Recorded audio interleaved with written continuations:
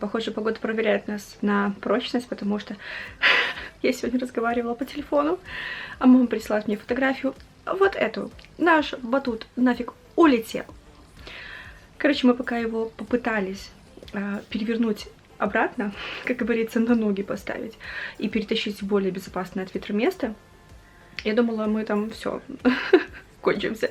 Потому что, во-первых, ветер такой сильнющий. Я вам напишу вот здесь вот, какие у нас порывы ветра, потому что последние 2 дня очень сильный ветер. Такой прям сильный ветер, что когда еду на машине, ее немножко подсносит даже. Так вот, мы его, батут наш, все-таки на место поставили в более безопасное, за дом. Но у него стойки погнулись. Вот так вот. Он теперь не вот такой вот прямой, а вот такой вот. Я сейчас еду экстренно в Минск, потому что мне нужно подписывать договора. И я вообще-то, в принципе, не планировала. Я, наверное, за день присела минут на 10 покушать. И мне снова надо бежать. Поеду сейчас за Алисой в лесенку, поменяю пары, сдам пару обуви. Вкусно. Вот так. Вот так. Все, я готова. Снова на мне сарафан из эко-кожи, потому что я из него реально не хочу вылазить. Он очень удобный. Сверху пальто с Shein. Боди у меня с горлом от Кон. Повседневные ботиночки марка, в которых супер удобно. Хватаю сумку, еду, кстати. Сережки, кстати, тоже Алиэкспресс с ключиками. Очень они мне нравятся, классно смотрятся. Посмотрите по итогу, как он сейчас выглядит. И честно, мне хочется плакать, потому что он, блин, дорогой очень. Я вот серьезно очень надеюсь на то, что выпрямить эти стойки будет можно, иначе это будет катастрофа.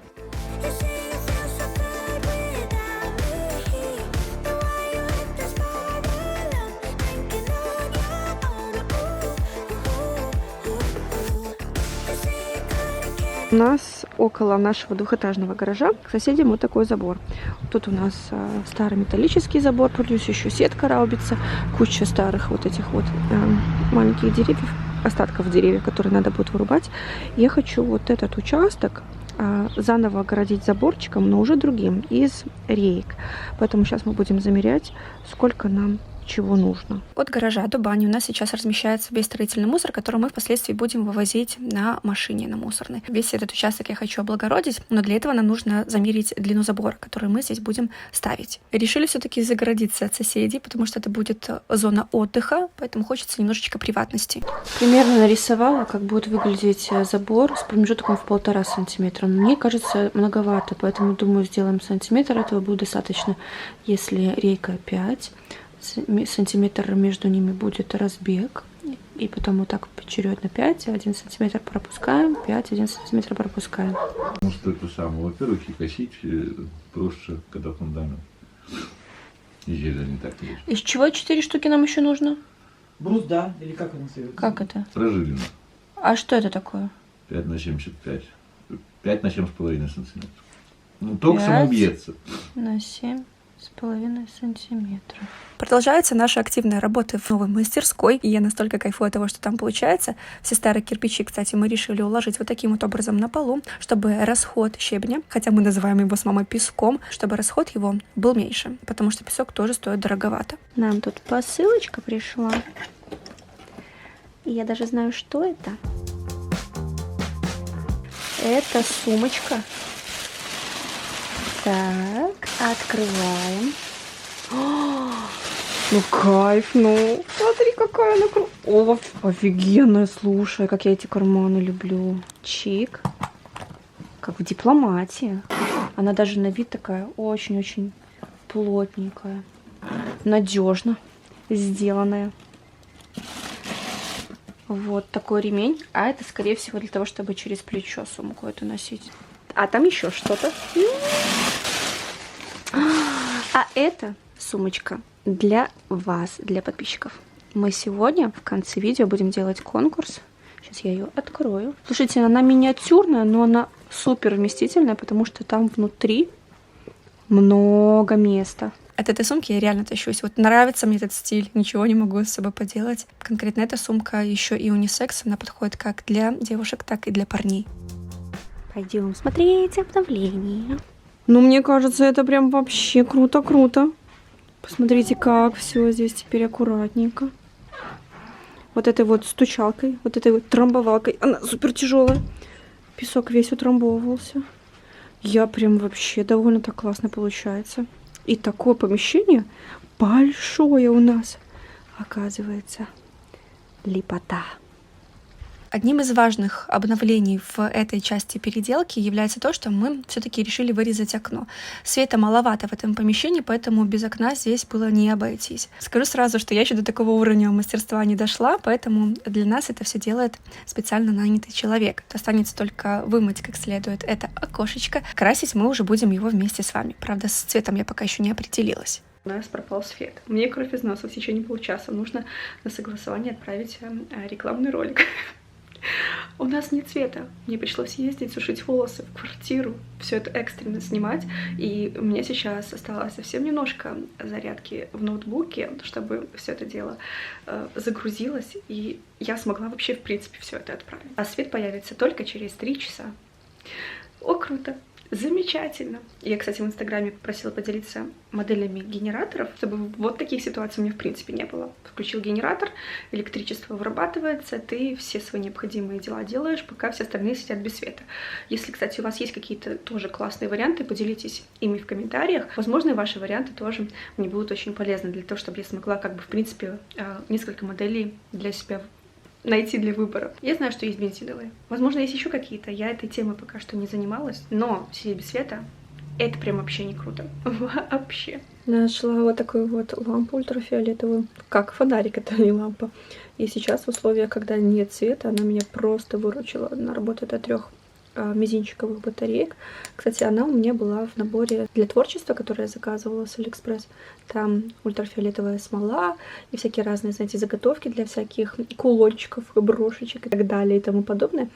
Поэтому оставляю у себя в арсенале, пускай будет на всякий случай. Мы вернулись из Марк Формель. Я уже распаковала все покупочки. В этот раз я покупала чисто для Алисы все. У меня на это потратилось 79,30. Показываю, что я купила. Купила аж целых 6 новых вот таких вот детских трусиков. Было 2 набора по 3 штуки. Каждый набор стоил 13 белорусских рублей. И они прям такие милашные, посмотрите. Это тучка с дождиком из сердечек. Вот такие вот красивые, посмотрите. Облачко с солнышком. Вот такие полосатенькие. Вот такие вот розовенькие. И вот такой, смотрите, какие лапки замечательные. А тут милые сердечки на лавандовом цвете. Так, купили Алиске еще вот такие вот штаники спортивные. Стоили они 25 белорусских рублей. Здесь на английском птичьи песенки. Внизу на штаниках вот такие резиночки. Эту майку она уже выбирала сама. Здесь такой милый единорожка. Такой радужный и влюбленный. Прям очень милашный. И стоила маечка совсем недорого. Всего 14 белорусских рублей. И также купили ей 2 пары леггинсов, потому что скоро начнется тепло, и мне хотелось что-нибудь такое жизнерадостное купить.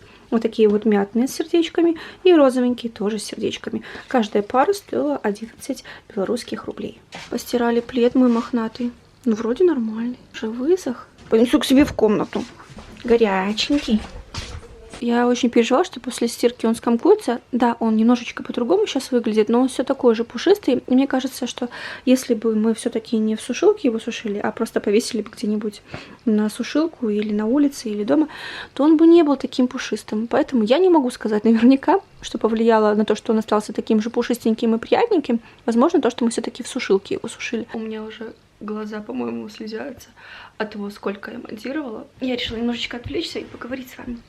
Вот о чем. Сейчас много времени вкладываю именно в свое обучение, потому что чувствую, что я, знаете, как-то застопорилась на месте, и мне хочется двигаться в каком-то направлении. Во-первых, у меня сейчас куплено целых 3 курса. Один я прохожу прямо вот очень целенаправленно. Про него хотела немножечко рассказать. Это фундамент изменений от Савчук и Матухно.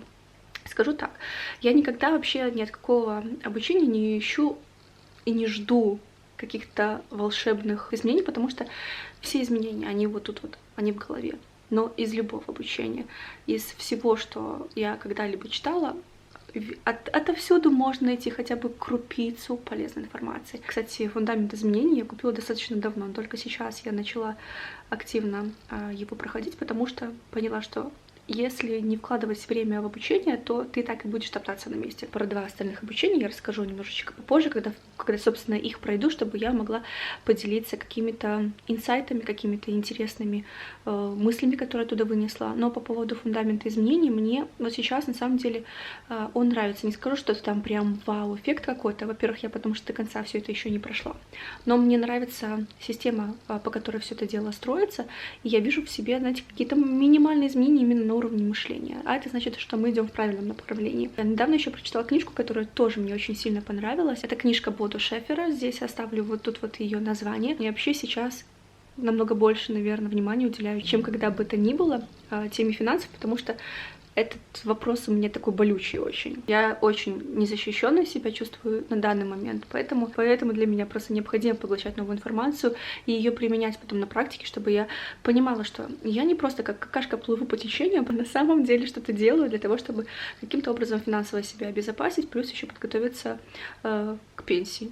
Да, я думаю сейчас уже о пенсии, и я считаю, что это правильный подход, потому что потом думать будет уже некому за вас. Можем оказаться все в глубокой заднице, поэтому сейчас я решила фокус своего внимания направлять именно в эту сторону. Я, кстати, записалась на диагностику к одному человечку, который является экспертом в сфере финансов. Мы будем разбирать мою ситуацию, в которой я оказалась, будем смотреть, что делать и куда дальше двигаться. Я считаю, что пора.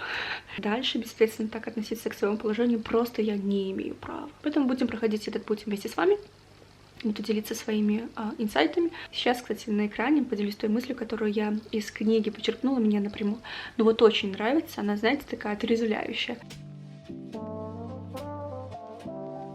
Берем велики и едем кататься.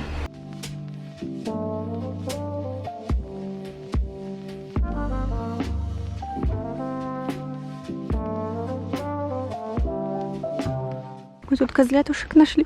Ой, испугались, сейчас убегают. Они еще, видно, маленькие боятся.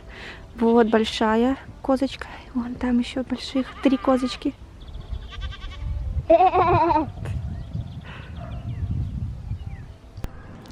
Приехали на спортплощадку. Тут столько разных всяких штук.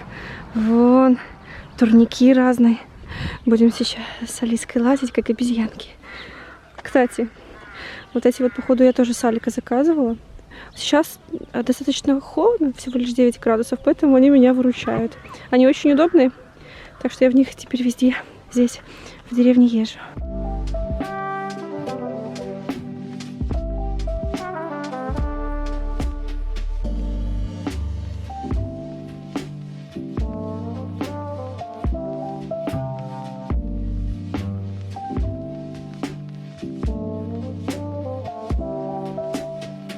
Ребятушки, небольшой апдейт по состоянию нашего второго склада, мастерской, потому что я решила... Ой, посмотрите, какой-то огромный шмель здесь был только что.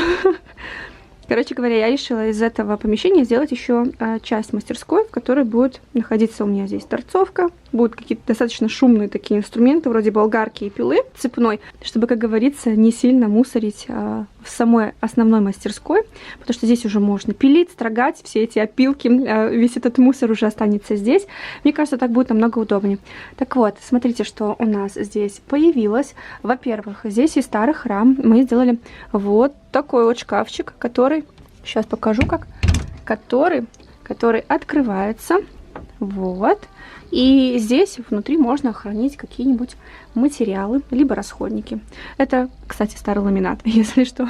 Использовали все, что могли найти, или хотя то, что хотя бы приблизительно может пригодиться в наших проектах. Мы, короче, вообще ничего не выбрасываем. И в случаях, когда нужно собрать что-то из говна и палок, у нас, в принципе, есть из чего собрать. Вот такой вот еще тут маленький стеллажик появился с полочками, и сюда тоже можно что-то складывать. В такие моменты понимаю, что лучше вообще, в принципе, вот такие вот околостроительные материалы и расходники ничего не выбрасывать, потому что куда-то потом это все может пригодиться.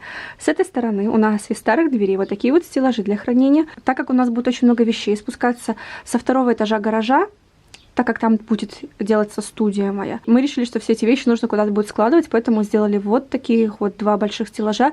Здесь тоже будут еще 2 больших стеллажа, тоже из старых дверей.